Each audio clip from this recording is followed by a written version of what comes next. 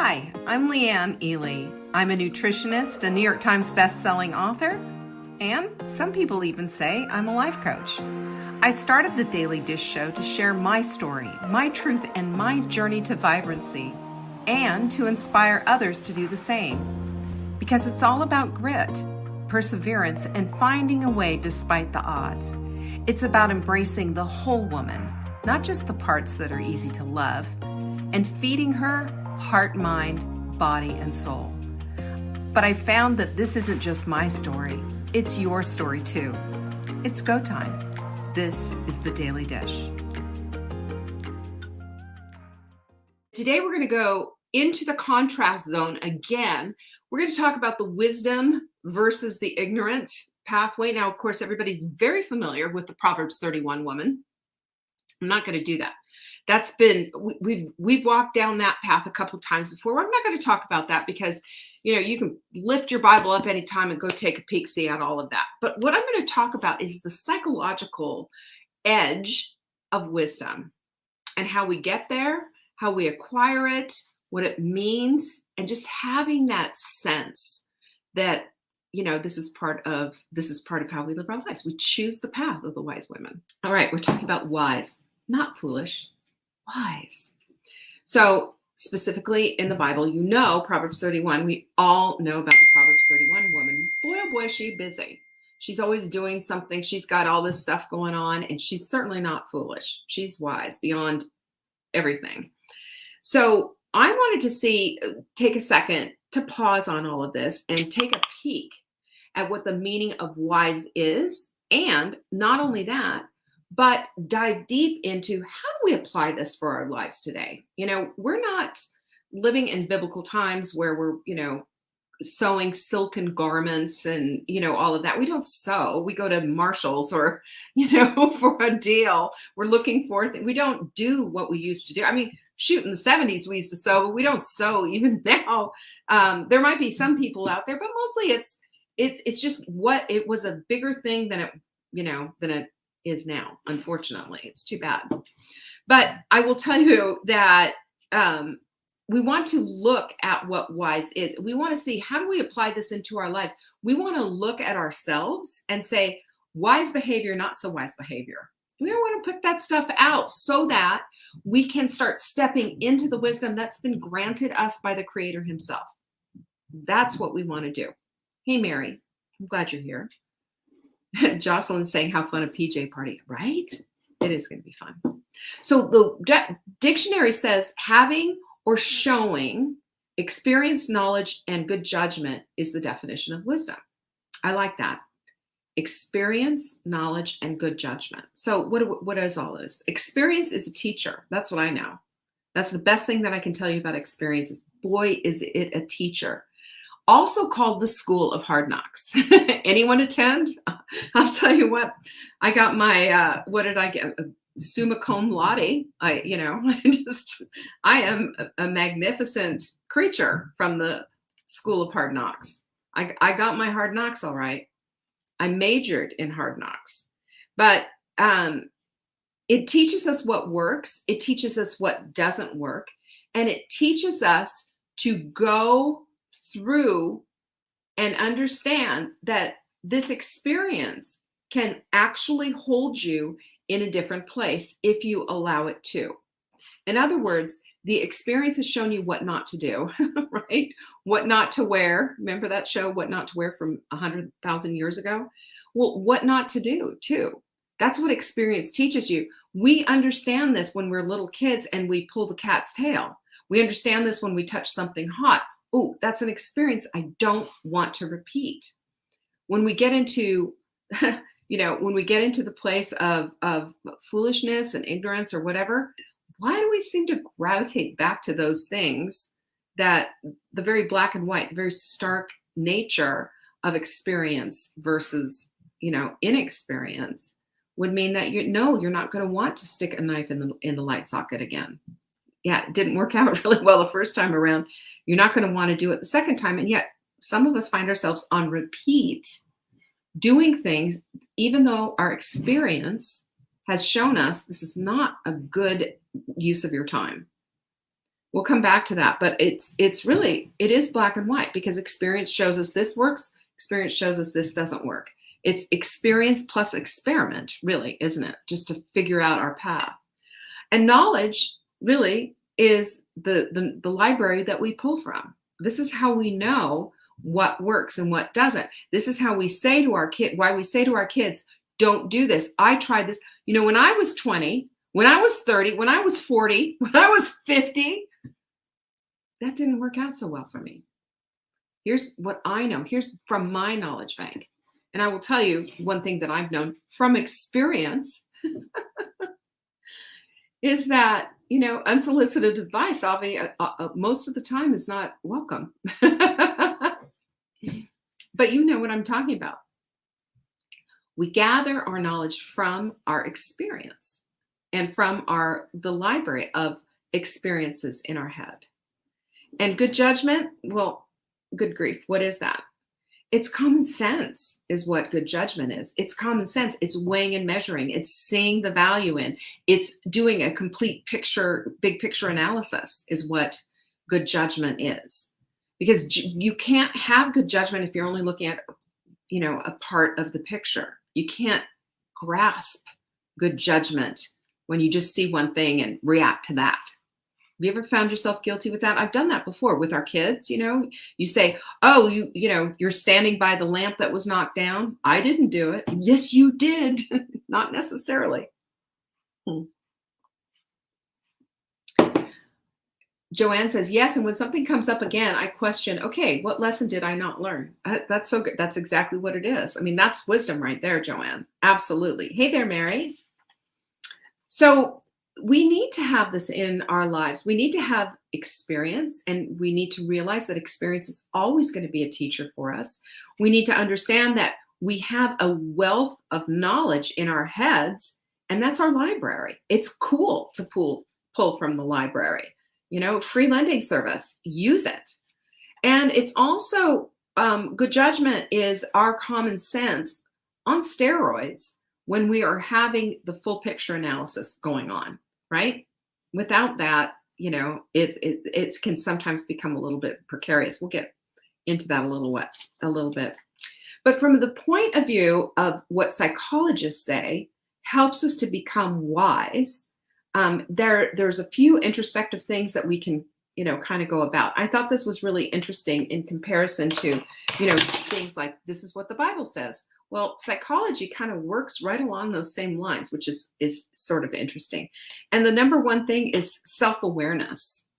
Self-awareness is how we become wise. Now, I say this is my own personal thing. Self-awareness, fantastic. But without the emotional weight. You hear me on that?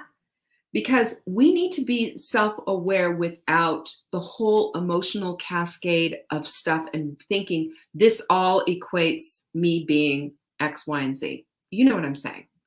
In other words, unplugging emotionally from this big picture analysis and instead knowing yourself and knowing how you fit into this. Like saying, for example, maybe showing up and just saying, you know what, I'm just really not great with crowds and standing in line and I get sunburned. This is me talking, right? We're going to go to Disney World or something. And, you know, the middle of the day, my pale skin, standing in line for hours at a time in this big crowded thing, not my thing. That's self-awareness. I know what that is. But you know what I'd be interested in? We could do X, Y, and Z instead, because otherwise I just don't do well in this particular situation. That's self-awareness. That's knowing yourself. That's an, you know, obvious thing. But when we speak up and use our self-awareness and we do it in a way that's kind, that's considerate, that's not taking everyone down with them, then it makes it a little bit easier.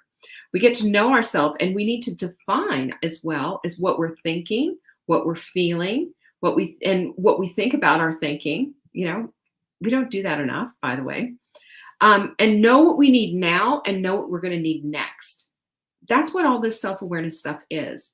And my whole reason that I bring this up is I think a lot of times what it is that we bop around, you know, sort of like floating on top of the water from thing to thing to thing, not necessarily steering any kind of a boat. We're not a boat. We're just, you know, on a on a big river in a big, you know, blow up inner tube, floating from thing to thing. And I'm saying to you that no, you're more than that. You've got a big boat. Learn how to steer it. Learn how to use the rudder. Learn the terms. Find your wind. Find your sail, and be self-aware so that you know what's what. You know how to think about certain things. You know how to evaluate it. You don't let yourself get stuck because of something that you don't necessarily like, right? Sometimes we get stuck and saying, well, I just don't like that. And then we button our lips and we just put up and shut up. And that's not self-awareness. It's just shutdown is what that is. It doesn't help. Number 2 is awareness with others and honesty. You know, it's sometimes easier, believe it or not, to know yourself than to know others. If you take the time, that is, to know yourself. But here's the thing. We don't assume anything about ourselves, do we? No, we don't, because we know ourselves enough to know. We know that we're not going to do well standing in a line with fair skin at 2:00 in the afternoon in Florida. It's not going to go well for us. We're going to end up sunburned with it, regardless of how much sunscreen is on us. We're going to end up miserable. And, you know, this, that, and the other. We know that's our self-awareness. We know about that. However, here's where the unwisdom comes in. We assume we know about others as well. We assume that because that's how I feel, they're going to feel that way too. Not necessarily. But this is the thing that I want to say is that wise women never assume, because it makes an ass out of you and me, right? I can't tell you how many times, and I'm going to tell you this is probably the same thing for you, how many times I have been wrongly interpreted, or my words have been wrongly interpreted, skewed, twisted, or however you want to put it, simply because someone was making an assumption about me, and it could be patently untrue. You know, I've had Mark do this before, and it was just like, why are you doing this? Why are you assuming something without asking me? And wisdom tells us this is the thing that we need to do, because it's respectful of others and it's loving. It's the loving thing to do. Don't assume anything. We assume nothing. And instead, we meet the others out there, whether it's a stranger, a cashier in the grocery store, a stray dog on the street. Everyone's met with kindness. No assumptions, just kindness. And I want, one of the things, and one of my goals is, you know, just kind of an unwritten goal, but something I've had in my head for a long time, is anyone who meets me has a positive interaction with me, that they think, oh, she's kind, or she's so nice, or whatever. I mean, not that I'm sitting there trying to make friends and influence people in the middle of Target. I'm not.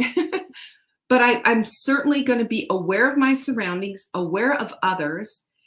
So much that if I'm standing in line, I'm going to let somebody in front of me who's got, 2 little things and I've got a cart full of stuff. Of course I am. And so are you. This is just awareness of others. It's not your universe. It's our universe. And you're just a part of it, just like I am. Yeah. It makes it so much nicer, isn't it? So much easier to get along with. This is just, and this seems very practical and hands-on, but wisdom is practical. Wisdom's practical. Ignorance is just bopping along in your own little world, completely unaware. Thinking you're a victim, thinking you can't, thinking it's everyone else, blame shifting, all the garbage. And simply becoming self-aware of yourself and of others makes you that much, believe it or not, it's a big step in the right direction toward wisdom. Get out of your head and into your world, into your life. Number 3 is the process is just as important as the result. This is so great, because what I have noticed in my own life and what I have seen with people who've gotten great results in their lives, with their goals, with their weight loss journey and all the rest of it, is they embrace the journey. They're joyful trekkers. It's not just about getting there. And they're just saying, show me the shortcut, skip to chapter 4, whatever. They want to read the whole book. They want to relish the characters in all of this book. They want to feel what it feels like to feel, oh my gosh, that's hunger for the first time I've ever felt in 15, 20 years, because I made a decision to follow this plan and to wait for hunger. You know, all along the way, the process is the teacher as well. The process is going to give us the experience, and the process is going to build us the wisdom. It's not the goal. There is no shortcut to the goal. The goal is the project that we want completed, right? But the work along the way is the big teacher. The work along the way is going to fine tune the wise woman that you are. The work along the way is going to turn everything that you see, instead of seeing it as a burden, it's too hard, it's and all the complaining and all of that, it's going to turn into, this is a privilege. This is an opportunity to learn. This is a blessing that I even get to do this in the first place. I'm not standing in line because the Red Cross truck just pulled up with my little pot, hoping that they're going to give me some gruel. You know, we start to see the world from completely different eyes, so completely different. And we see each thing as, each struggle even, as a privilege, you know? We can't wait to bust out of the comfort zone, because we see comfort zones for the first time truly in a truthful light. They're traps. They're traps to keep us in a mediocre life that we don't love. And that's not why you're here, by the way, which is the next one. No, it's not the next one, but it's coming up. That's not why we're here. We're here to do big work, good work, God's work. How do you think things get done around here? You know, the hands and feet. That's why we're here. Wise women also listen, and they listen to themselves, they listen to God, and they listen to others. They feel the room, you know? Have you ever been in a situation where you're having a discussion, maybe there's a group of you having a discussion, and someone just walks up, injects themselves into your conversation, and haven't even taken a second to figure out what the heck is going on, you know, feel the room, or how they can join the conversation? No, they just take over. They just knock everybody over and just say, I'm here and therefore, you know. Have you ever done that? And I think I shared this story with you before, but it was a long time ago. And I was it was a wellness thing. I don't even remember where it was, but I just remember I had to get on an airplane to go. And I was having this really great conversation. There was only two of us sitting at the table. It was a buffet for the lunch, right? And I had my lunch plate. He had his. And we were sitting there talking. And we were talking about, this guy had a holistic pharmacy or something.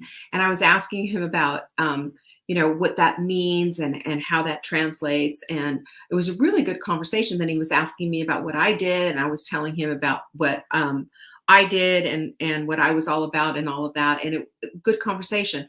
All of a sudden, this guy comes, sits between the two of us, because, and I just to give you the picture, it's a big table, round table of 8, right? And I'm here in this chair. He's here in that chair, but there's, some space. This guy grabs a chair from the other side and sits right in between us.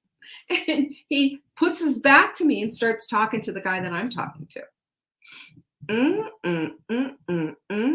Do you think for a minute that perhaps I was lit on fire a little bit? You better believe it. And I did say something to him. I don't remember, but this is classic not feeling the room. This is classic being so involved with yourself that you don't even think about others, or you're not even in tune with what's going on.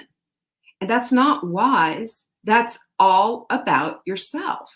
It happens continually. I've seen it over and over again, unfortunately. This is ignorance on parade, unfortunately. So if we're going to be wise women, we need to be observant. We need to take stock in what's going on. We need to feel the room, evaluate, pay attention, and revel in the nuance of what's going on. When somebody tells you something, just trying to figure it out, keep asking questions, and be that woman who's genuinely interested in someone else, not just yourself. We need to tweak to fit. That's wise. That's what we do. And it's not just about us. It's not just about our little universe. It's about theirs as well. And it's about the welcoming effect that we can have on bringing people into our universe. But we also have to have boundaries. And that's wise women right there all the way.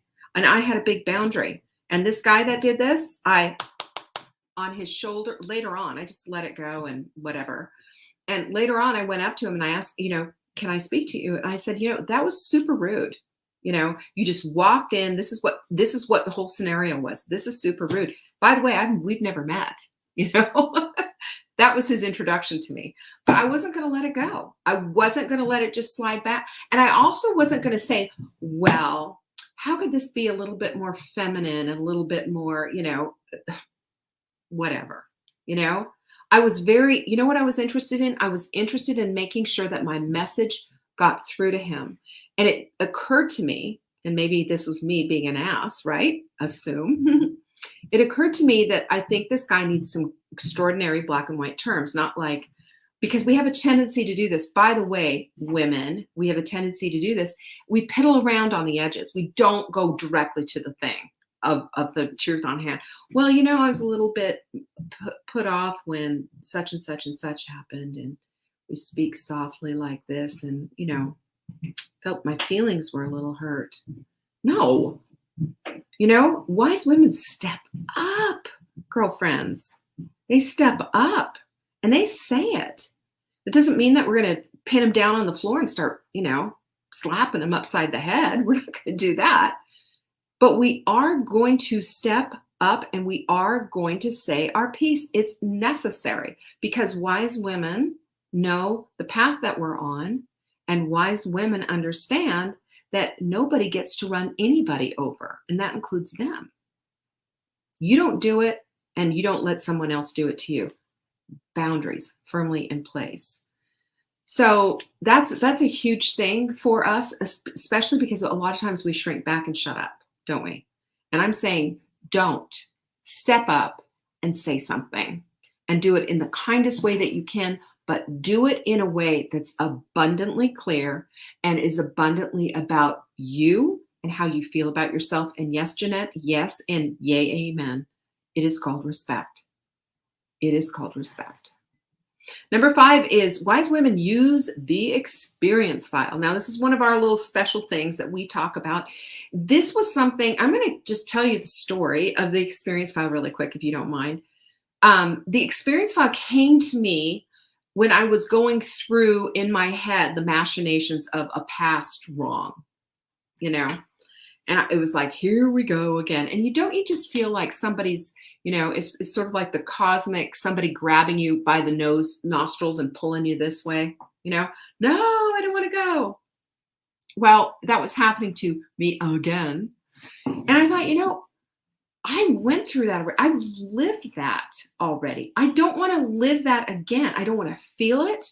I don't want to experience the emotional pain that went along with this. I don't need to do that again, do I? The only thing that I need to get from this experience is the lesson that it has taught me. That's it. All the emotional garbage, all the other stuff, peripheral stuff that went along with it, that can go. All I want to do is I want to learn from it. I just want to learn from it. That was my prayer. And that's when I was, journaling and everything else about that. And this is when the word experience file came up. And I was thinking about it because I was also cleaning my office at the same time. Isn't it funny how, I don't know, it's just a little synchronistic, isn't it? Is that the word? And happenstance just being what it is, that it just happened that I happened to be cleaning my office and I had a stack of file folders, and in it I was going through and saying, this goes, I'll keep this new file folder. This goes into the trash can. I will keep this. And that's exactly how it came in my head.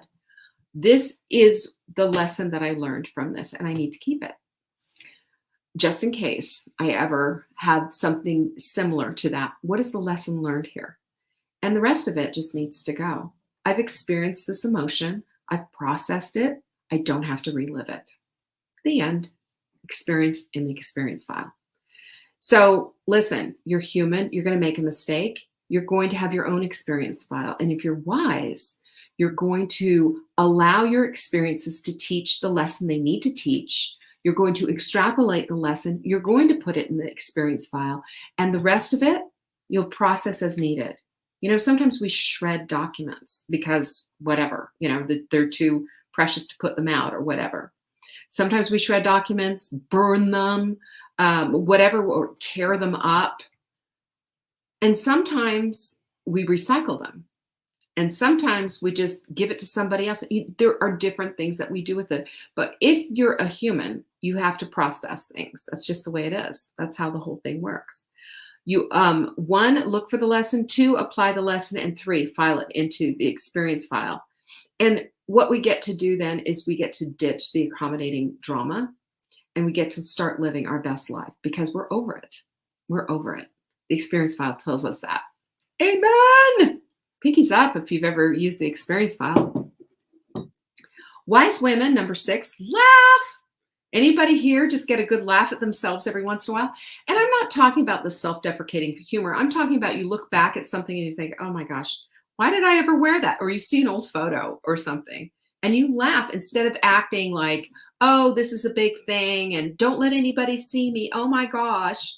You laugh at it. You're like, yeah, check out the bangs. I've got some rad bangs, y'all. I've got like this big waterfall. It's like Aquanet just holding these buggers out to here. It's insane. Caroline's baby shower in 1989. If I can find it and just show you my big page boy hairdo. I mean, because I have a lot of hair, but I had this big puffy thing with this big, all I can say is that in the day, people would say, ooh, love your bangs. How'd you do them? Show me how to do your bangs. Now they look at them and laugh because they really were something else. Number 7 is your purpose. Wise women seek their purpose. They seek their purpose at all times because they understand that if you're here on purpose and for purpose, then there must be something out there. Your contribution to this world was crafted before you were. Think about that. Isn't that exciting? It's exciting. It's a little intimidating at the same time. I'll tell you that. But have you ever thought of this? I've thought of this before. Why am I here now instead of why wasn't I born 100 years ago? Or why wouldn't I not have been born 100 years from now? Why? Well, I don't have the answer to that. But if I believe that I'm here on purpose and for purpose, then now is important. My now is important because I am here now. There is a purpose for me to live right now, right? And again, changing seasons always, and things change, and we're not always necessarily in the same purpose for our entire lives. But things change, things shift. And when we get to do this and we get to see this and we get to experience and understand that our now is important because our now is the calling time. We're called today. You're called on this Wednesday right now to step into the gloriousness of who you are as a wise woman. You are. Because that's how you fulfill your purpose, by simply being your glorious self. And you believe me, if you've got that attitude, your purpose is going to show up. It's going to look like Colorado with the prairie dogs, up and down and up and down and up and down. I'm dead serious. Isn't that cool? This is the thing you need to be on alert, be looking, because God is talking. And he doesn't do it in burning bushes right, as far as I know right now, today, but he does it in such whimsical and fun ways. He lets you know he's listening. Boy, he's listening, and he wants you to listen to him, and he wants you to seek him out in just everyday life, and you'll find him, and you'll see, and you'll get messages. Believe me, he is a loving God like that, and he gets us how we work. Number 8 is wise women demonstrate kindness always, all the ways that you can. Everyone. You never, ever, ever are an asshat. Can we just say it? No. I don't care if you woke up on the wrong side of the bed. I don't care if somebody's being rude to you. I don't care if, the dog peed on the rug. You don't have to be a jerk ever, ever. There is no need, there is no call for that. You could be disappointed, you can be, angry, but you don't have to take it out on anyone. You don't. That's an option. That's an option to do that, but it doesn't put you in the camp of wisdom, does it? We all struggle and we're all doing the best that we can on this great big planet. But if we choose wisdom's path and we're present and we're aware and changing things out that need to be changed and bringing things in that need to be brought in, we can have peace with all of this. Not only can we have peace, but we can be fully comfortable in the fact that we are being used, that we are being, when I say used, I'm talking about God, of course, being his hands and feet.